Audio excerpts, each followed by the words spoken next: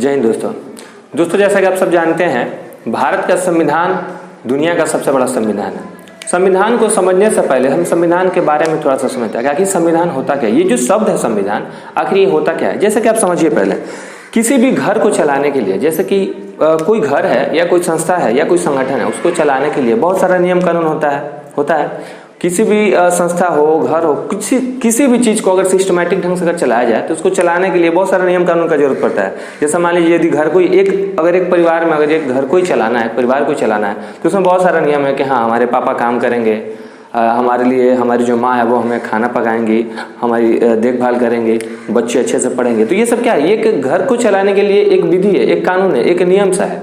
उसी तरह पूरे देश को चलाने के लिए एक कानून सा व्यवस्था चाहिए, एक नियम कानून चाहिए, एक व्यवस्था चाहिए और बहुत सारे नियमों का एक संग्रह चाहिए, तभी तो एक देश चल पाएगा। नहीं तो देश में तो बहुत सारे गरीब लोग हैं, अमीर लोग हैं, मंत्री हैं, बड़े बड़े मतलब अलग अलग पोस्ट के सभी लोग होते हैं। तो सब यदि अपने मन से चलने लगेंगे तो वो देश बिखर जाएगा, वो देश नहीं चल सकता। तो किसी भी देश को, किसी भी राज्य को एक अच्छे सुव्यवस्थित ढंग से चलाने के लिए उसमें बहुत सारे नियमों का आवश्यकता पड़ेगा। ठीक है, तो ये जो नियम होता है ना, ये जो बहुत सारे नियम का जो संग्रह होता है, इसी को कहते हैं संविधान। इसको बेसिक भाषा में समझते हैं। देखिए, किसी भी देश को चलाने के लिए, या कोई देश हो या कोई राज्य हो, उसको अच्छे ढंग से चलाने के लिए बहुत सारे नियमों का जरूरत है या बहुत सारे कानूनों की जरूरत है, जिस नियम और कानून के तहत रह के उस राज्य के, उस देश के सारे लोग उसको फॉलो करें और उसी के अनुसार चले, तभी जाकर वो देश चल पाएगा। ठीक है, तो ये जो बहुत सारे जो नियमों का जो समूह है, इसी को हम लोग समान भाषा में, एक बेसिक भाषा में कहते हैं कि संविधान। तो संविधान क्या है आपको समझ में आ गया होगा। चलिए, जैसे देखिए कि यहाँ पे हम लोग अपने भारतीय संविधान के बारे में चर्चा करेंगे। ठीक है, आज से हम लोग पॉलिटी का एक क्लास शुरू किए हैं जिसमें भारत के संविधान के बारे में एक एक करके हम लोग सारी बातें जानेंगे।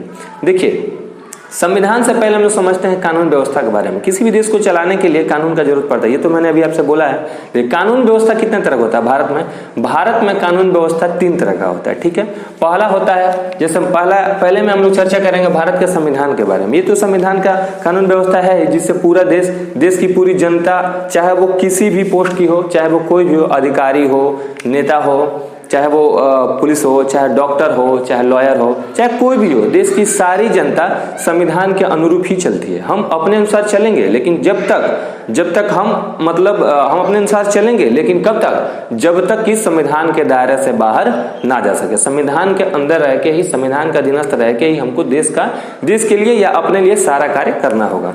तो ये तो गया संविधान के बाद। अब चलिए देखिए कानून की व्यवस्था क्या होता है। कानून व्यवस्था 3 तरह का होता है। पहला व्यवस्था है जिसमें हम लोग संविधान को पढ़ेंगे, इसको हम लोग डिटेल में पढ़ेंगे। पहले दूसरे को देखते हैं। जैसे देश की जनता के लिए, पूरे देश के लिए, देश में सभी पद पे रहने वाले लोग या साधारण लोग, या सभी लोग के रहने के लिए, सभी लोग को एक सुव्यवस्थित ढंग से पूरे देश में रहने के लिए, जीने के लिए एक व्यवस्था बनाया गया, कानून का संग्रह किया गया, बहुत सारे नियमों का पालन किया जा रहा है, जिसको हम लोग संविधान कहते हैं। इसी संविधान में हम लोग सारे चीज पढ़ेंगे कि देश कैसे चलता है, देश को चलाए जाने की क्या व्यवस्था है, इस देश में लोग जो रहते हैं उनका क्या कर्तव्य है, क्या अधिकार है, लोग क्या करेंगे, क्या नहीं करेंगे, कैसे रहते हैं, क्या करना चाहिए, ये सारा कुछ हमारे संविधान में लिखा गया है। दूसरा लिखा गया, देखिए इंडियन पिनल कोड यानी कि आईपीसी जो लिखा है, यानी कि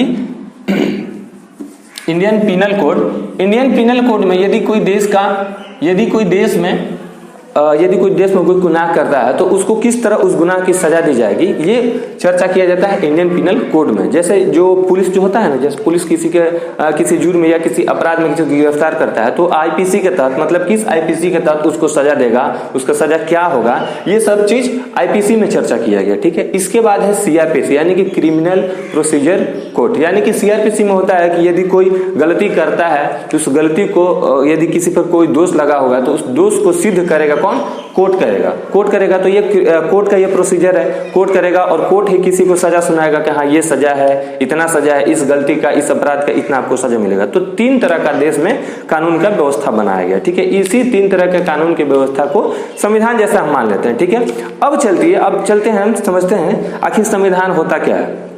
संविधान देखिए, जैसे एक किताब होता है ना, जैसे आप देखेंगे कि किताब होता है, कोई भी एक किताब है, जैसा मान लीजिए ये किताब है ना, तो ये किताब का सबसे पहला पृष्ठ है। इसको जब हम लोग खोलेंगे तो इसके अंदर ना विषय वस्तु होता है, लिखा रहता है विषय वस्तु, और इसमें ना चैप्टर 1, चैप्टर 2 ऐसा करके बहुत सारे चैप्टर का नाम दिया जाता है, लेसन का नाम दिया रहता है। तो ये जो लेसन है ना, ये जो पूरा बुक है हमारा, ये हमारा पूरा बुक समझिए कि यही संविधान है। ये एक बुक है और इसी में सारा संविधान का चर्चा किया गया है। इस किताब में चैप्टर करके ना सारा चीज लिखा गया है।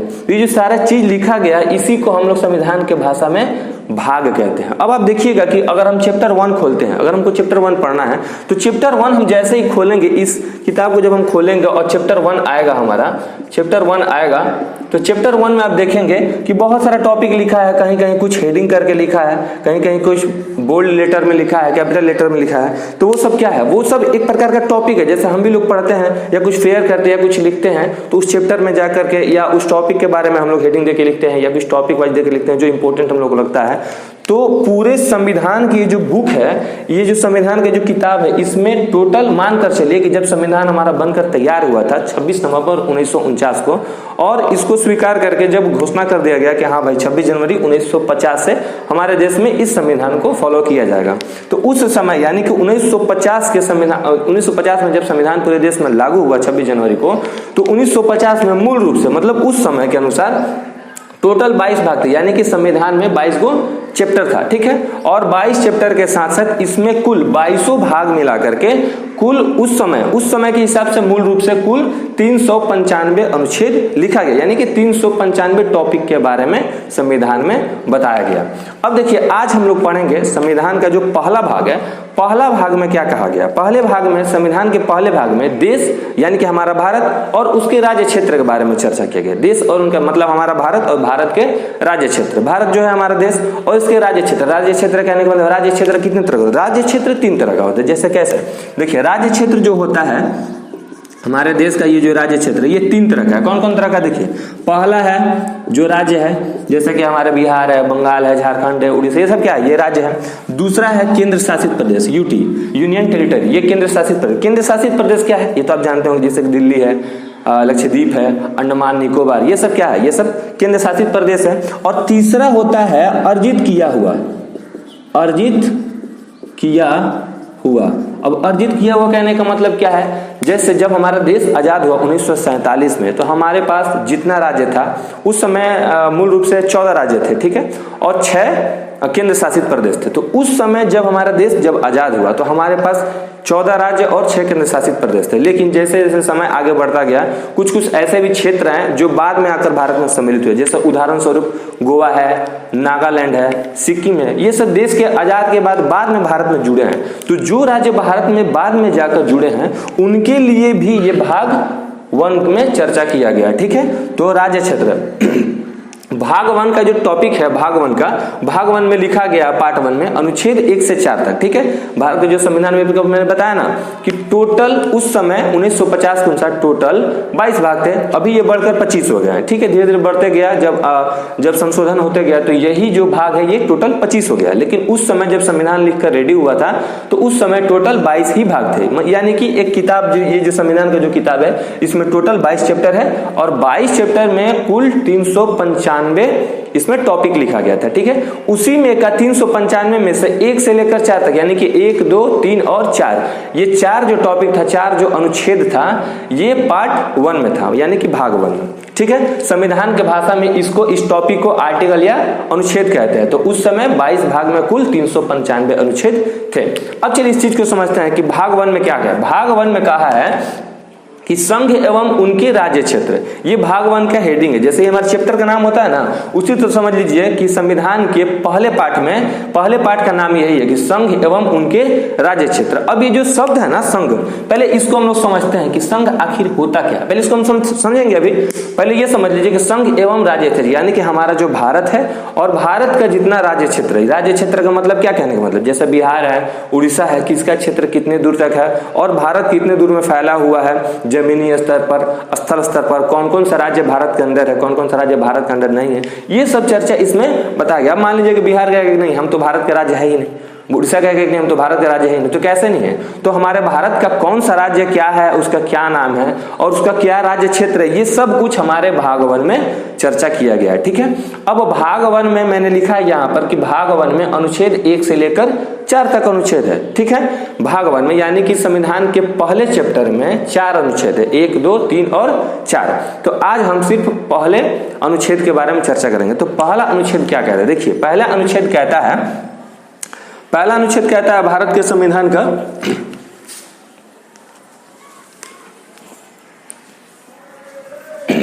ये जो पहले भाग का जो पहला अनुच्छेद है, ये कहता है India that is Bharat shall be union of territory. देखिए जब संविधान जब बन के तैयार हो रहा था ना, जब संविधान लिखा जा रहा था, जब संविधान का जब मसौदा जब तैयार करके जब बी आर अम्बेडकर साहब जब दिए थे, तो उस समय सबके मन में ये चर्चा था ना कि अब हमारा जब देश आजाद हो गया तो आजाद हमारे देश का नाम रखा क्या जाएगा। हमारे देश का तो बहुत सारा नाम था, आप लोग जानते होंगे। कई लोग इसे आर्यवर्त भी कहते थे, पुराणों और धर्म ग्रंथों में इसे आर्यवर्त भी कहा गया है, जम्बूद्वीप भी कहा गया है, पहले भारतवर्ष भी कहा जाता था। तो ये एक सबके मन में सवाल था कि जब देश हमारा आजाद हो गया तो हम अपने स्वतंत्र देश का, हम अपने आजाद देश का नाम क्या देंगे। तो कई लोगों ने कहा कि इसका नाम हिंदुस्तान दे देते हैं, जैसे चीनी लोग हमारे देश को हिंद भी कहा करते थे। तो ये सबसे बड़ा प्रश्न आया सामने कि आखिर हम अपने देश को नाम क्या देंगे, ठीक है। तो लोगों ने सोचा, उस समय जो संविधान सभा के जो लोग थे, जो सभी जो सदस्य थे, उन लोगों ने सोचा कि विदेश में यानी कि दुनिया में बाहरी देशों में हमारे देश को इंडिया नाम से सबसे ज्यादा चर्चा प्राप्त की, यानी कि इंडिया ही नाम हमारे देश का बाहरी देशों में, विदेशों में सबसे ज्यादा चर्चा में रहता है, ठीक है। तो भारत का नाम इंडिया रख देते हैं। लेकिन फिर लोगों ने कहा कि नहीं, आखिर इंडिया तो इंग्लिश नाम है और हमारा देश पुराने संस्कृतियों का देश है। पुराने संस्कृतियों में भारत का देश, भारत को भारत का देश कहा जाता है, यानी कि भारत कहा जाता है, ठीक है। तो लोगों ने कहा कि तब ठीक है, इंडिया तो नाम है ही और हमारे देश को एक प्राचीन नाम, यानी कि बहुत सारा धर्म ग्रंथों के अनुसार जो सही लगा उन लोगों को कि नहीं, भारत संस्कृतियों का देश है, भारत इतने वर्षों का जो अपने जो समाज अपने अंदर जो पाल के रखा हुआ है, या भारत इतने सारे संस्कृतियों का देश है। तो जो संस्कृतियों में जो एक नाम जो चर्चा है भारत, वो जो भारत नाम है उसको भी नहीं छोड़ा जाएगा, ठीक है। तो वहां पर आर्टिकल 1 में यानी कि पहले भाग के पहले अनुच्छेद में साफ साफ लिख दिया गया ऐसे कि India that is Bharat shall be union of territory, यानी कि इंडिया यानी कि जो भारत है, इंडिया और भारत ये दोनों अलग अलग नाम है। कभी भी ये मत सोचिएगा कि अगर हम इंडिया लिखेंगे तो उसका हिंदी में ट्रांसलेट होकर भारत आ जाएगा, नहीं, ये दोनों अलग अलग नाम है। यानी कि हमारे देश को इंडिया भी कहा जाता है और हमारे ही देश को भारत भी कहा जाता है, ठीक है। तो इंडिया यानी कि भारत राज्यों का संघ होगा। ये पहले भाग यानी कि संविधान के पहले चैप्टर के पहले अनुच्छेद में यही लिखा गया है, ठीक है। अब ये इस चीज को समझिए कि इंडिया और भारत दो अलग अलग नाम कैसे हो गया। अब कहने का मतलब ये है कि जैसे ही ये नाम निकल कर बाहर आया ना कि इंडिया दैट इज भारत, तो लोगों ने पहले सोचा, जब संविधान जब बनकर तैयार हो गया तो सुप्रीम कोर्ट में एक बार याचिका दायर किया गया कि हमारे भारत को भाई इंडिया ना कहकर सिर्फ भारत कहा जाए और हर जगह कागजी तौर पर यानी कि ऑफिशियली हमारे देश का नाम भारत रख दी जाए। क्योंकि हमारे भारत का ही अपने देश में इंडिया मतलब कोई कहना नहीं चाहता। हर किसी को भारत के प्रति ज्यादा सम्मान, जैसे लोग कहते हैं कि हाँ भारत माता की जय, कोई भी नहीं कहता कि इंडिया माता की जय या इंडिया पापा की जय, कोई नहीं कहता है। जैसे जन गण मन भारत भाग्य विधाता, ये तो आप सुने ही होंगे, जैसे कि हमारा जो राष्ट्रीय गान है, तो उसमें भी भारत की ही चर्चा है। लोग जहां भी चर्चा करेंगे ना हमारे भारत की ही चर्चा करते हैं कि हाँ हमारा भारत महान है। तो भारत की जो शब्द है ना, सभी लोगों को ऐसा लगता था ना कि हमारे देश का नाम भारत अगर हो जाए तो सही है। तो उस समय सुप्रीम कोर्ट बोल दिया कि नहीं, ये मतलब बेकार का याचिका है, क्योंकि जब संविधान के पहले अनुच्छेद में ही यह कह दिया गया है कि इंडिया यानी कि भारत, जो इंडिया है वही भारत है, इंडिया और भारत अलग अलग नहीं है, एक ही चीज है, बस नाम दो अलग अलग। तो इस बारे में चर्चा करना कोई जरूरी नहीं है। इसलिए उस समय सुप्रीम कोर्ट इस याचिका को खारिज कर दिया था कि नहीं, इसका कोई मतलब नहीं निकलता है, यानी कि इंडिया यानी भारत राज्यों का संघ होगा। अब इस चीज को समझिए, राज्यों का संघ होगा। राज्यों का संघ कहने का मतलब क्या है कि सिर्फ राज्यों का संघ होगा क्या? जो केंद्र शासित प्रदेश उनका संघ नहीं होगा।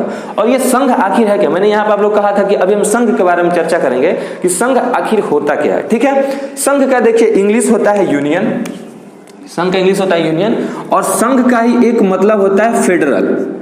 यूनियन और संघ का ही मतलब होता है फेडरल, ठीक है।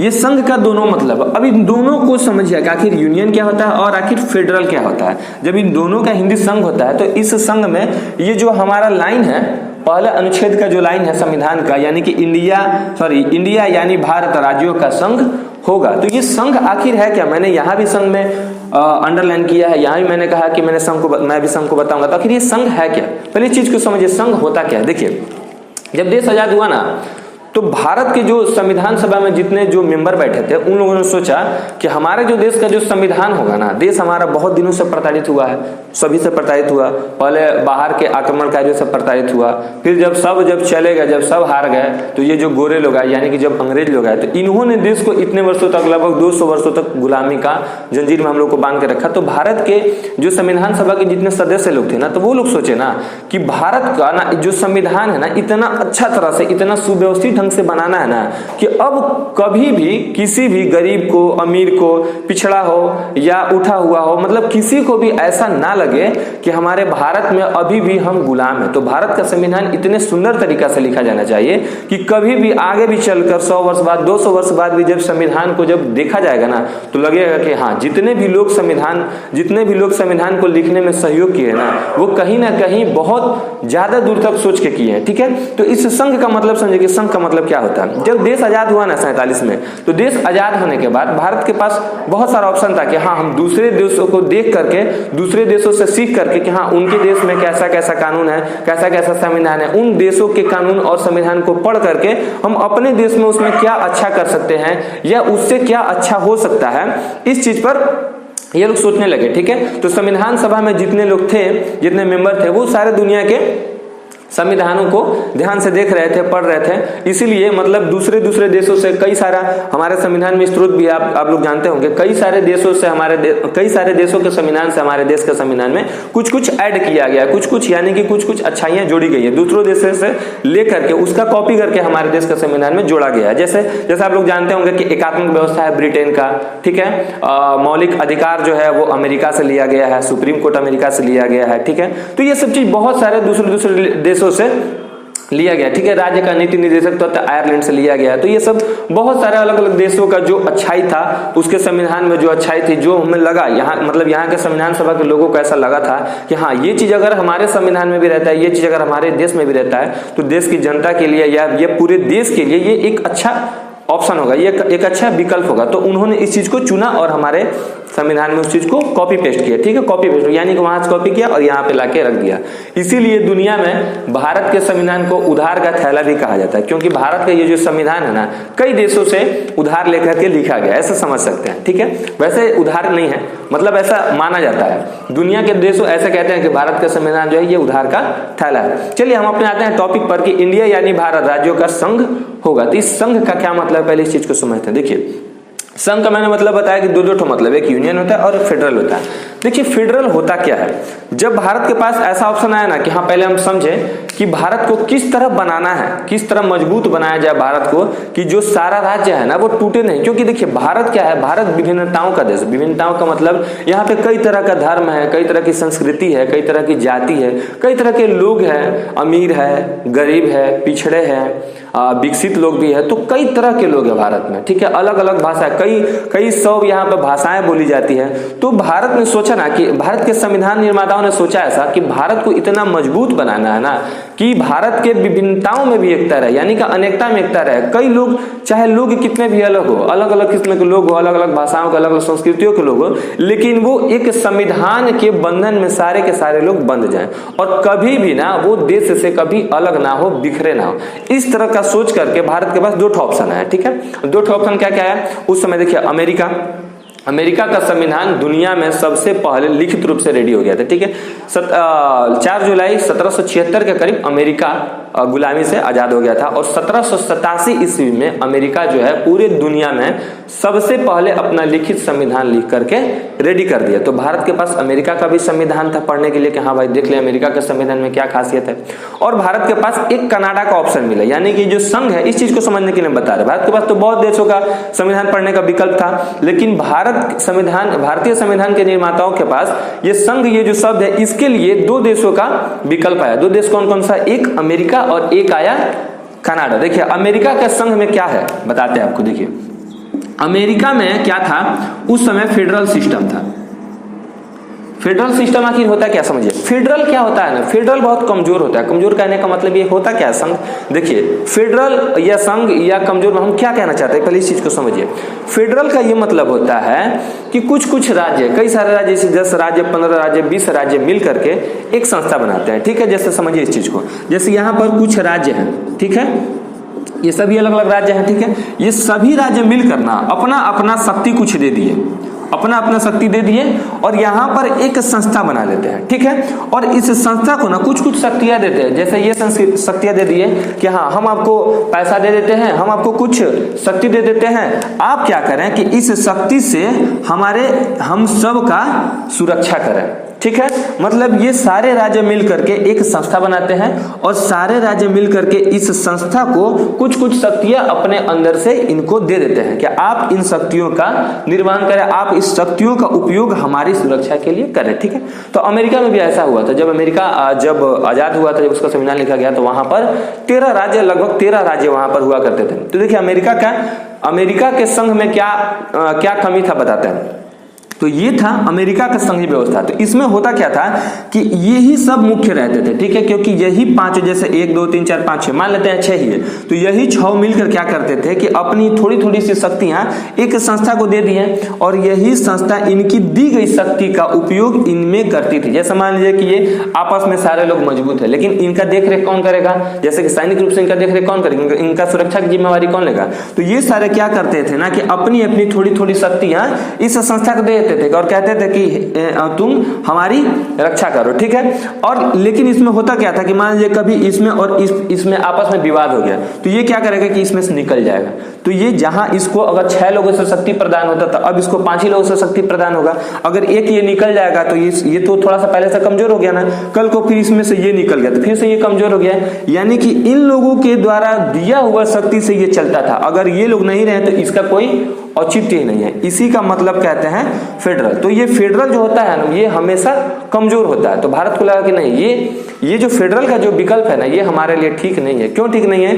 भारत में तो ऐसे ही सभी अलग अलग संस्कृति के, अलग अलग भाषा के, अलग अलग जाति और धर्म के लोग रहते थे, तो आपस में झगड़ा होना, आपस में थोड़ा सा विवाद होना, ये तो थोड़ा सा बनता है। ये देखिए आपस में, मैंने ये नहीं कहता कि भारत में एकता नहीं, भारत में जरूर एकता है। इतने सारे धर्मों को लेकर चलना, इतने सारे संस्कृतियों को लेकर चलना पूरे विश्व में किसी भी देश का क्षमता नहीं है। हमारे भारत ही एक ऐसा देश है जहां इतने सारे धर्म के लोग, इतने सारे जाति के लोग, इतने सारे संस्कृति के लोग एक साथ मिलजुल कर रहते हैं। लेकिन कहीं ना कहीं वहां उस समय के संविधान निर्माताओं के मन में ये लगा कि आगे चलकर कभी भी इस चीज का विवाद हमारे भारत में ना हो कि कभी भी जाति को लेकर, धर्म को लेकर, संस्कृति को लेकर कोई अलग हो जाए या देश कमजोर पड़ जाए या सभी अलग होने लगे। तो इस चीज को सोच करके वो लोगों ने सोचा कि नहीं, ये जो विकल्प है ना, ये हमारा विकल्प ठीक नहीं है। अमेरिका के ये जो नियम है ये ठीक नहीं है। देखिए अभी आपको अमेरिका के बारे में खास बात बताते हैं। अमेरिका में फिलहाल वर्तमान में 50 राज्य है, ठीक है।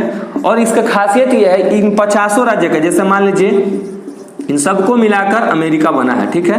इन सबको मिलाकर मान लीजिए ये 50 है, ठीक है। इन सबको मिलाकर यूएसए बना है, यूनाइटेड स्टेट ऑफ अमेरिका बना है, ठीक है। इन 50 राज्य का ना, 50 राज्य का अलग अलग नागरिकता है।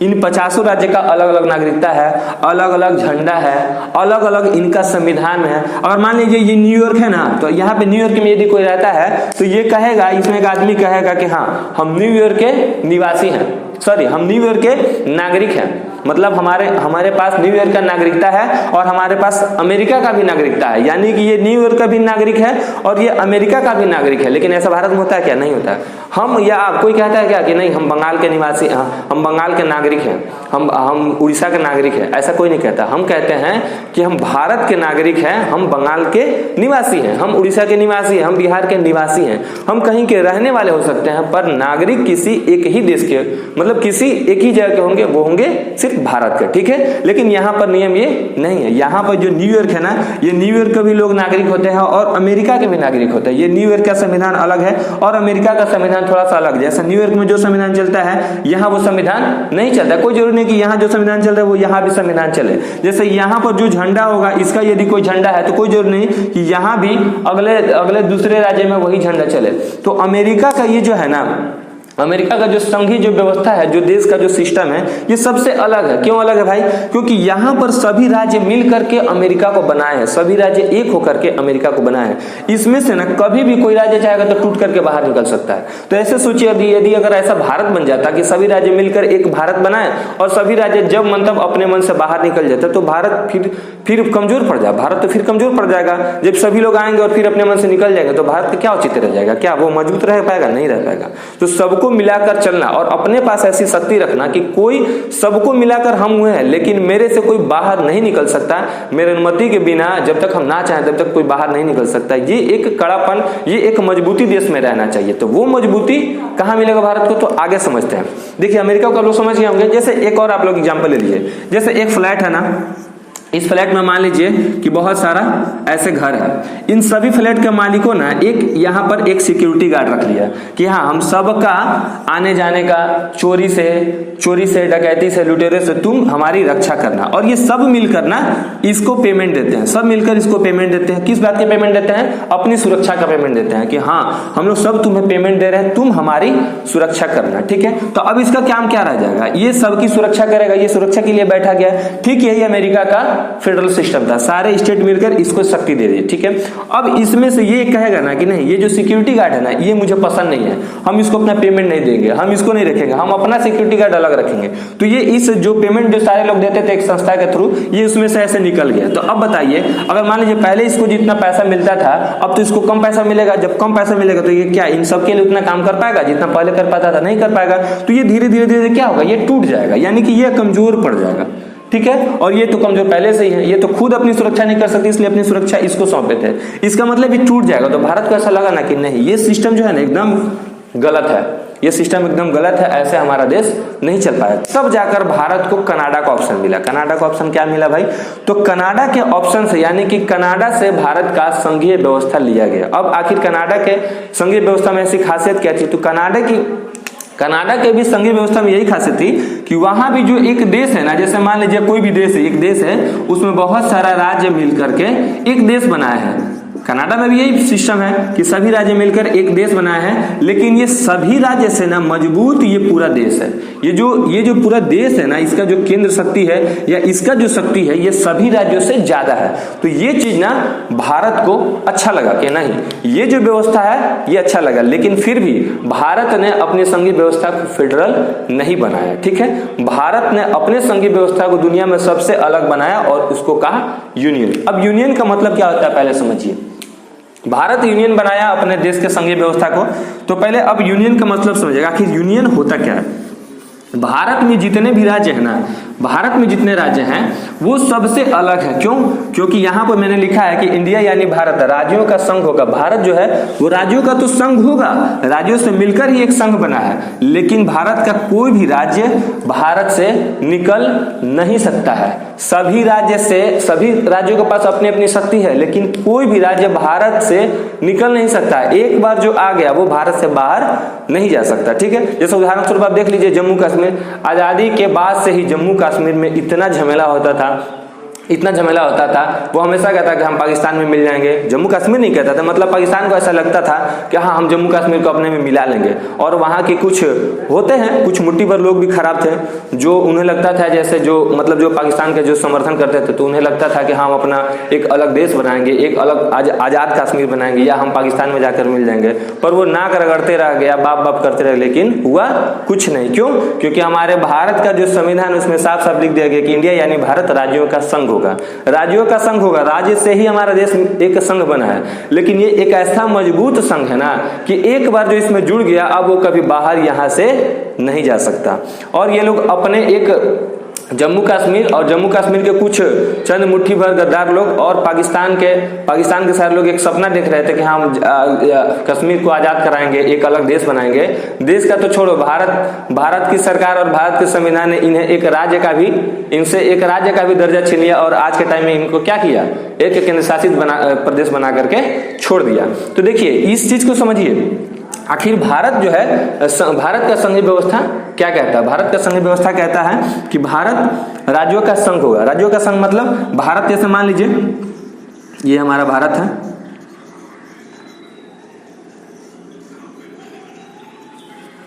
माफ करिएगा ये नक्शा ठीक नहीं हुआ, लेकिन समझने के लिए ऐसे बना दिया हम।